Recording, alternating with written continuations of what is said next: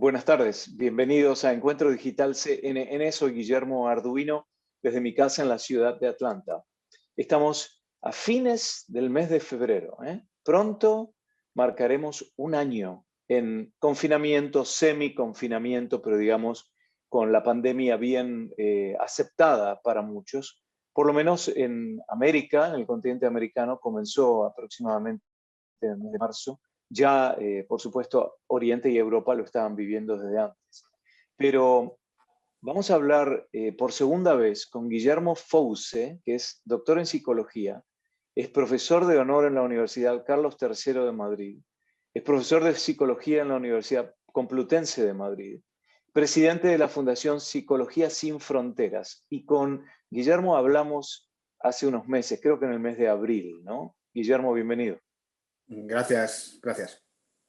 Y habíamos hablado en su momento porque la historia que te había hecho mediático era la muerte sucesiva de tus padres por la pandemia, por el COVID-19, y además lo que había significado el hecho de que de pronto un terapeuta se convierte en paciente porque atraviesa esta situación traumática en soledad sin poder despedirse, con algo que era nuevo.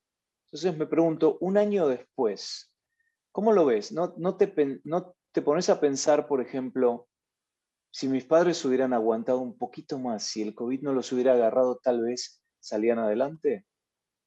Bueno, creo que no vale mucho la pena pensar sobre el pasado, sino aceptar lo ocurrido, ¿no? Uno piensa si podrían haber encontrado un tratamiento, si se podría haber enfrentado de otra manera, pero conviene aceptar lo ocurrido.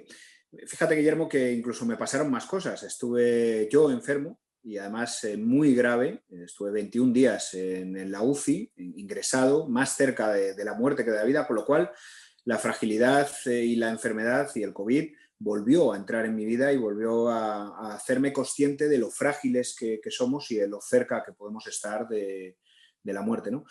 No pienso demasiado sobre cómo podrían haber sido las cosas en el pasado, sino más bien estoy en aceptarlas como han sido y en mirar hacia adelante, ¿no? Ahora la vida me da una nueva oportunidad, porque como digo, estoy aquí también como superviviente, incluso yo directamente, y lo que pienso es en disfrutar de la vida, aunque todavía esto deja secuelas, porque permanecen en el tiempo y uno no sabe muy bien, además, cuándo va a terminar o cuándo va a recuperar parte de su vida, que nunca va a ser exactamente igual que la anterior, ¿no? ¿Cuándo fue que te enfermaste? ¿En qué mes? A finales de septiembre Ah, estuve todo octubre ingresado, ya digo, en UCI, entubado, con un proceso muy parecido al de mis padres, solo que yo fui capaz, no se sabe muy bien por qué, de superarlo. Tuve traqueostomía, intubación, en fin, un cuadro bastante severo. Y ahora todavía estoy en recuperación, andando poco, y voy caminando. Así que cuando casi estaba bueno, en ese proceso de duelo, digamos que entro en otra situación de crisis y tengo que volver a tirar de todos los recursos que conozco, que he tenido en mi profesión, de acompañar a personas que sufren para salir adelante, ¿no? hoy salió, bueno, no, en estos días, un artículo que Japón declara un nuevo ministerio, el Ministerio de la Soledad, porque el índice de suicidios en ese país ha subido significativamente. Claro, es una sociedad muy perfeccionista, podríamos decir con un vínculo entre su gente diferente del nuestro. Nosotros somos mucho más expresivos, apasionados, etcétera. Pero interesante cómo esta pandemia y la extensión de la misma y las situaciones traumáticas que hemos debido enfrentar ha provocado cambio de paradigmas, ¿no? Sí, y nosotros estamos hablando de que lo que llega es una nueva ola, que es la ola de la salud mental, porque el aislamiento físico y las medidas de seguridad han llevado en muchos casos al aislamiento social, al aislamiento emocional, a la ira contenida que luego explota, a quedarse solo, ¿no? A eliminar uno de nuestros principales recursos, que es precisamente buscar la ayuda en otros. Y está pasando en todas las culturas, en unas más graves, en otras menos graves, en unas con unas expresiones más de ira, de violencia, incluso en Europa está pasando ahora en algunos casos, en otras más en la depresión, en la soledad, en el suicidio. Pero lo que está claro es que esto es una revolución que ha cambiado nuestra forma de vida y nuestra forma de enfrentar. Y que esta nueva ola que llega es esta, la de cómo adaptarnos a esta situación, además con un miedo que permanece, con una incertidumbre que permanece. Y la incertidumbre es la peor de las circunstancias, porque no sabemos muy bien cómo responder a todo esto. Si respondemos aislándonos, estaremos más frágiles y tendremos más problemas. Y por eso estas iniciativas de intervenir sobre la soledad. En Inglaterra ya había un ministerio, en Francia hay una red, en España estamos trabajando también en cuestiones de soledad, y es fundamental que nos apoyemos los unos a los otros en una situación especialmente crítica, porque es uno de nuestros principales recursos. Dicen que la pandemia sacó lo mejor y lo peor de la gente, ¿no? Y sería muy bueno hacer una reflexión y decir, bueno, a ver, yo el otro día hablaba con mi hermana eh, y un familiar que resultó positivo en estos últimos días, y ella me dijo, bueno, le voy a dejar en la puerta un poco de dinero por si necesita algo. Yo ya le dije cualquier cosa que nos llame. Por suerte ya había hecho la compra de supermercado y tiene todo porque va a estar a cuarentenada, etcétera, etcétera. Y yo pensaba, mira, mi hermana cómo, a pesar de tener otras situaciones en este momento a las que se debe dedicar de índole familiar, igualmente agarró y dijo, esta persona, un familiar directo, está en problemas, vamos a dar una mano. Es decir, como en algunos surge la buena actitud y el compartimentalizar y decir, bueno, ok, por el momento también tengo que salir hacia acá, salir hacia allá y no pensar tanto en uno. Entonces, quiero volver un poquito al momento de tu enfermedad. Cuando te enfermaste y estabas en la unidad de cuidados intensivos, eh, ¿estuviste siempre consciente o no?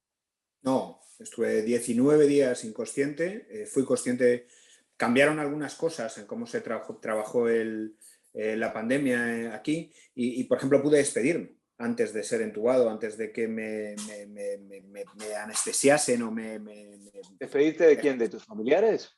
Sí, sí, de mi mujer, llamar por teléfono, decir, me van a entubar, voy a perder la conciencia, no sé qué va a ocurrir. Eso fue diferente a lo que a mí, a lo que ocurrió, a lo que a mí me ocurrió con mis padres, ¿no?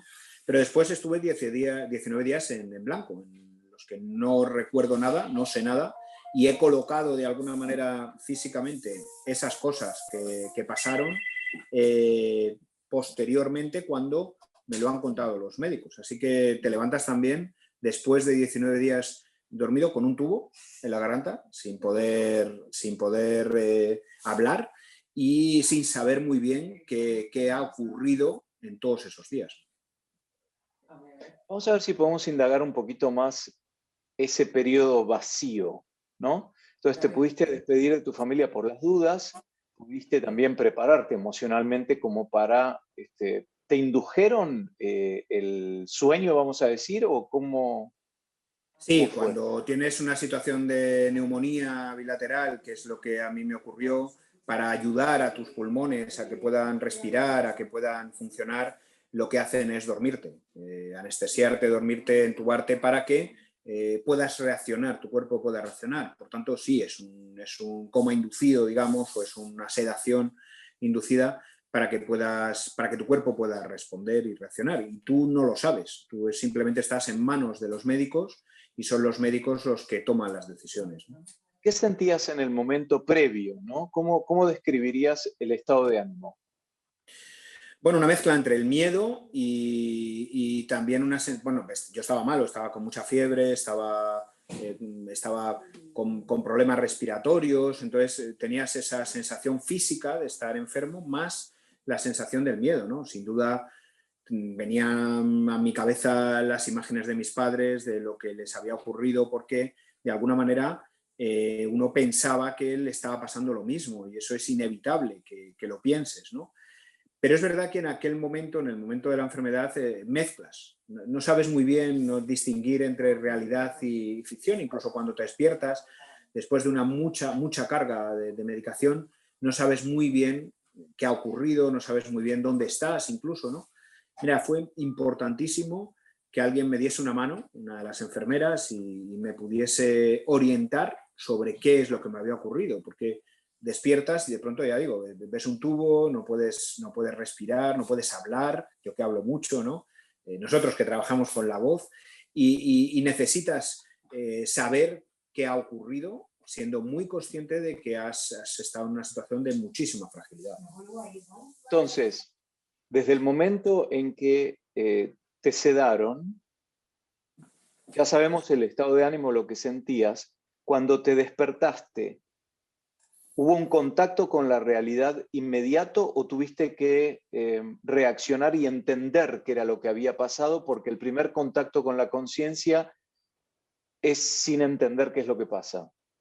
Mira, Guillermo, no entiendes lo que pasa, entre otras cosas, porque tienes alucinaciones, por la propia medicación. Es decir, tienes que ir muy poco a poco tomando conciencia de que estás ahí y de que ha pasado algo. Pero solo cuando pasa un tiempo, cuando te van informando, cuando te vas sintiendo mejor también, cuando la medicación va bajando, eres medianamente consciente. En ese momento, en realidad, yo no sabía prácticamente nada de lo que había ocurrido, o cómo estaba así o por qué estaba así, ¿no?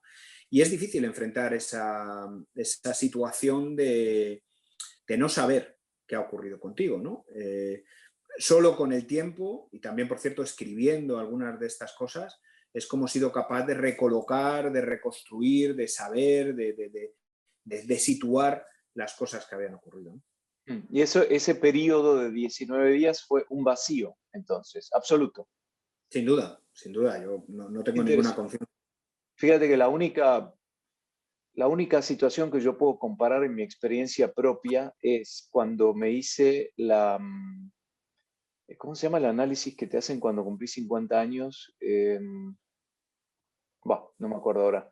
Que te ponen a dormir, y cuando me desperté fueron un par de horas nada más, pero realmente no recordaba, tuve que hacer un proceso de entendimiento de dónde estaba. Además, el hecho de que me hubieran reavivado me hizo llorar, porque la medicación evidentemente en mí provocó que yo me pusiera a llorar. Y el otro fueron un par de desmayos, lipotimias que tuve cuando era adolescente, y más o menos la misma situación. Un vacío, un blanco absoluto, sin memoria alguna. La persona que eras antes de ese periodo de 19 días y la persona que eres hoy con respecto al COVID-19, ¿ha variado o no?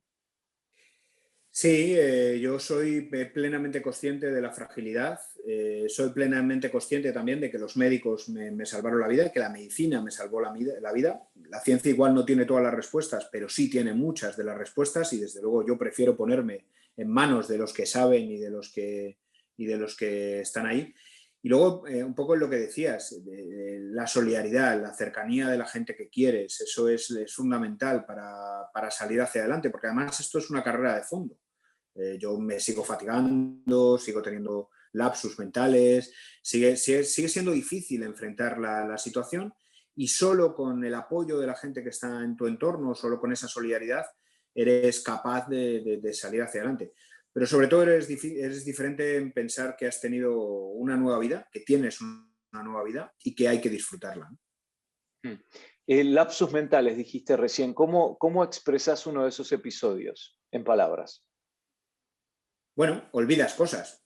Antes yo tenía mucha memoria, podía hacer 2, 3 cosas al mismo tiempo. Ahora, hago solo una, y a veces llega un dolor de cabeza o llega algo que te despista y te has olvidado de lo que estabas diciendo. Parece que es bastante frecuente en los síntomas post-COVID que esto ocurra, tanto lo pulmonar como lo cerebral, y simplemente hay que asumirlo y readaptarse, adaptar tu forma de pensar y tu forma de actuar a todo esto, igual que tu forma de relacionarte con los otros, incluso tu forma de trabajar. Por eso el COVID es algo que revoluciona toda nuestra realidad, y nuestra realidad posiblemente, y esto es bueno que lo asumamos desde el principio, no va a volver a ser igual nunca, ¿no?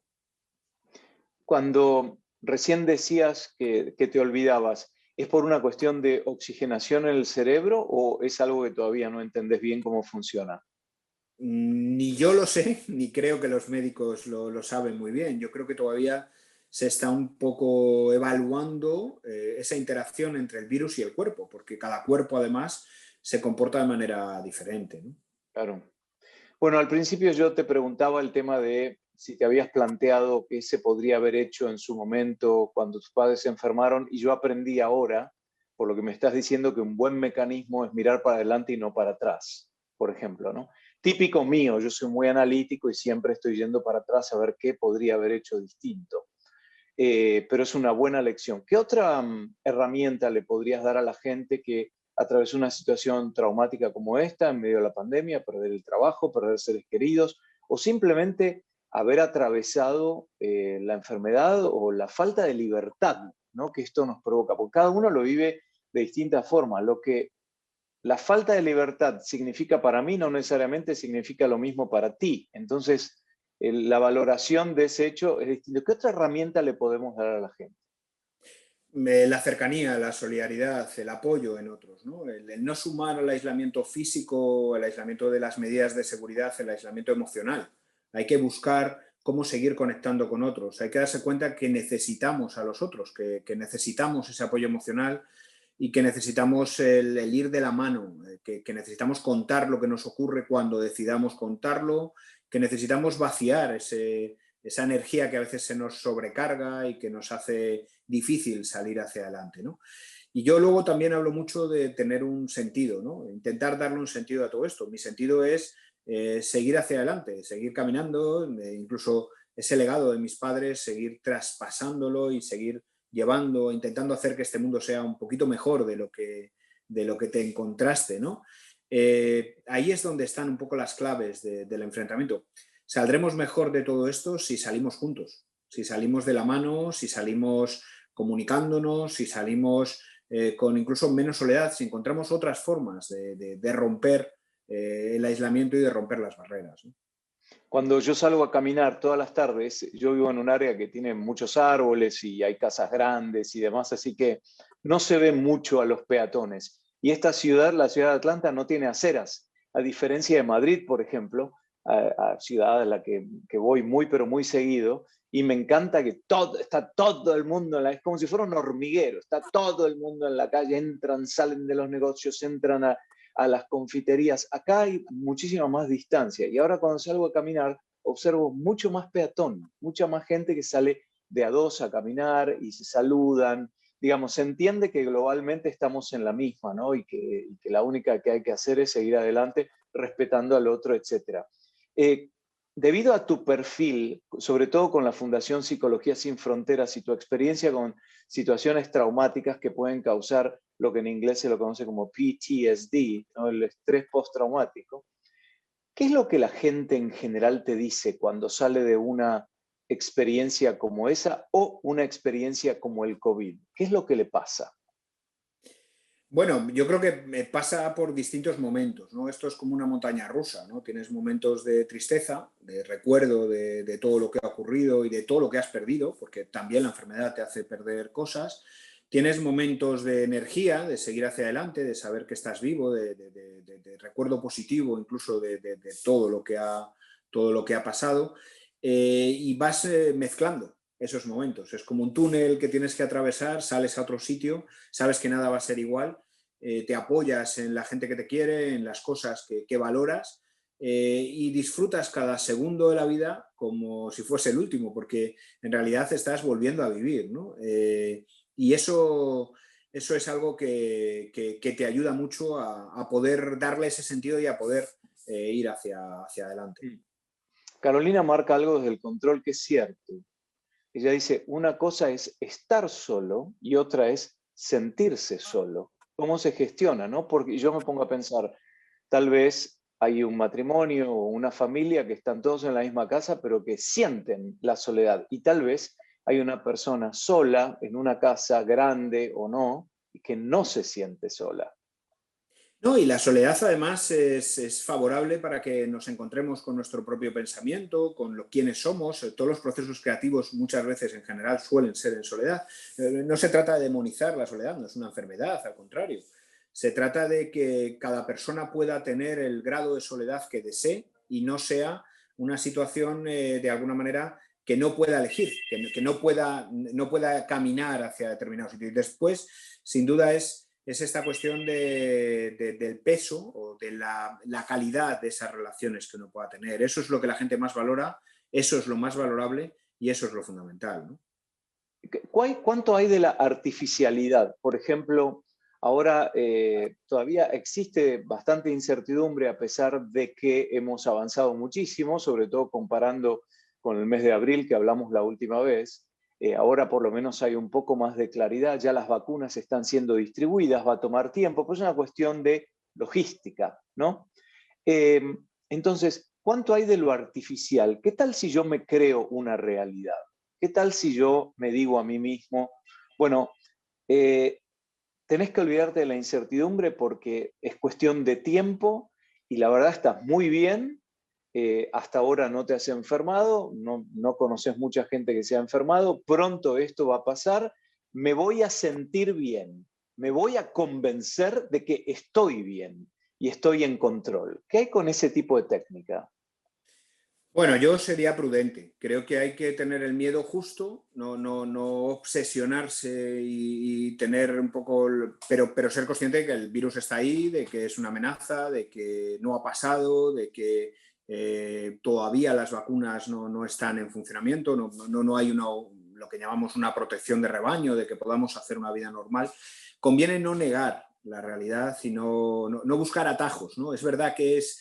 Mira, otro atajo que está pasando mucho ahora, pues el consumo de fármacos, por ejemplo, incluso el consumo de alcohol, en algunos casos, hay que evitar los Claro. atajos porque funcionan a corto plazo, pero a medio largo plazo vas a tener un problema mayor. Entonces, no sirve de nada que yo niegue una realidad, que yo niegue una incertidumbre, cuando lo que tengo que hacer es convivir con la incertidumbre, aunque sea difícil de convivir, ¿no?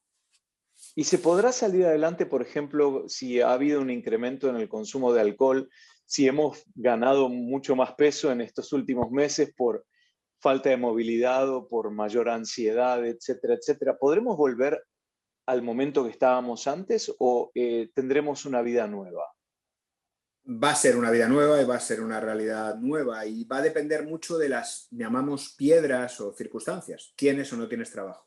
¿Puedes o no puedes salir hacia adelante? ¿No? ¿Has o no has tenido pérdidas de familiares o de personas cercanas? ¿Has o no has tenido la enfermedad? ¿Has cogido atajos con el alcohol, con los fármacos, con otras cosas?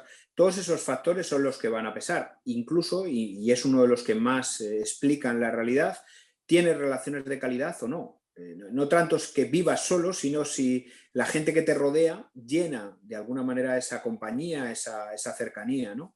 Todos esos factores son los que van a explicar, eso es lo que llamamos la resiliencia, ¿no? La capacidad de superar lo que está ocurriendo. Fíjate, el principal factor de resiliencia es, de hecho, el apoyo social, las relaciones que puedas tener, las relaciones de calidad que puedas tener, ¿no? Y luego todo lo demás que también va a jugar, porque evidentemente si no tienes un trabajo, si no puedes ir hacia un sitio, vas a tener una dificultad. Si tienes un problema físico, por secuelas post-COVID, tienes una dificultad. Si has cogido un atajo con el alcohol o con los fármacos, o con la negación, ¿no? Con decir, no, bueno, esto no está pasando. Vas a tener dificultades añadidas, piedras que va a haber que quitar un poco de ese zurrón que vas a llevar antes de poder salir hacia adelante, pero nada va a ser igual. Y eso conviene que desde el principio lo asumamos, ¿no? Pasa mucho en duelo, que la gente piensa en volver al momento anterior y no es posible porque la pérdida se ha producido y no va a recuperarse. Yo no voy a recuperar a mis padres y soy plenamente consciente de eso. No vale de nada negarlo, no vale de nada decir, bueno, ¿cómo sería mi vida en otro momento cuando mi vida haya cambiado, ¿no? Probablemente este es un momento de inflexión, un momento bisagra, ¿no? Yo hace unos años estoy haciendo mucha investigación sobre mis ancestros. Entonces, cuando me encuentro con circunstancias como, por ejemplo, muchas muertes familiares por la fiebre amarilla en el año 1860, en esa época y aún posterior, después eh, la, la muerte de niños, ¿no? Por cuestiones naturales o que tienen que enterrar a sus niños tan chiquitos, niños o que nacen muertos. Yo me preguntaba cómo hacía una madre o un padre para soportar ese momento cuando hoy prácticamente destruye a una persona la muerte de un hijo. Y evidentemente la sociedad en su momento era así. El vínculo entre marido y mujer era otro. La mujer estaba más considerada como un, entre comillas, objeto para procrear y no se pensaba tanto en el amor probablemente como se piensa ahora. Entonces, habrá habido momentos bisagra que cambiaron un poco la forma en que la sociedad se autodefine y se comporta. Probablemente este sea otro, ¿no? Probablemente, de hecho, no lo vamos a ser conscientes de cuánto es ese cambio hasta que esto pase y sepamos en qué circunstancias podemos volver a ser o volver a estar, ¿no? Cómo nos va a acompañar el virus, hasta dónde nos va a acompañar el virus, cuál va a ser esa situación, ¿no? Sí, yo creo que cada tiempo es totalmente distinto y ahora algunas de las cosas que teníamos para responder, abrazarnos, tocarnos, sentirnos, pues tenemos que reinventarlas. Los desplazamientos se han tenido que reinventar, las propias pérdidas se han tenido que reinventar, hay que reinventar cómo trabajamos con nuestras personas mayores. Este virus ha puesto muy en cuarentena o en cuestión algunas respuestas que se han venido dando, ¿no? Incluso nuestros estilos de vida en muchos casos, porque posiblemente tengan que ver con el propio virus y con cómo funciona, ¿no? Pero yo creo que hay que tomar una cierta perspectiva, pasar la crisis para darnos cuenta de cuánto va a cambiar nuestras vidas, cuánto de periodo de bisagra, de momento vital clave, va a significar en cómo seguimos hacia adelante. Por eso yo decía, hay como una luz ahora con el tema de las vacunas, es cuestión de logística y de estrategia, pero en realidad ya se ha encaminado todo como para que podamos tener un poco más de oxígeno. El tema es cuándo, pero no faltará mucho. Guillermo Fouce, doctor en psicología, profesor de honor de la Universidad Carlos III de Madrid, también profesor de psicología en la Universidad Complutense de Madrid y presidente de la Fundación Psicología Sin Fronteras. Gracias por compartir tu historia y por hablar en forma indirecta, pero hablar al fin con nuestros seguidores de Encuentro Digital CNN. Hasta la próxima. Gracias. Y ustedes también. Soy Guillermo Arduino, desde mi casa en la ciudad de Atlanta. Nos vemos pronto.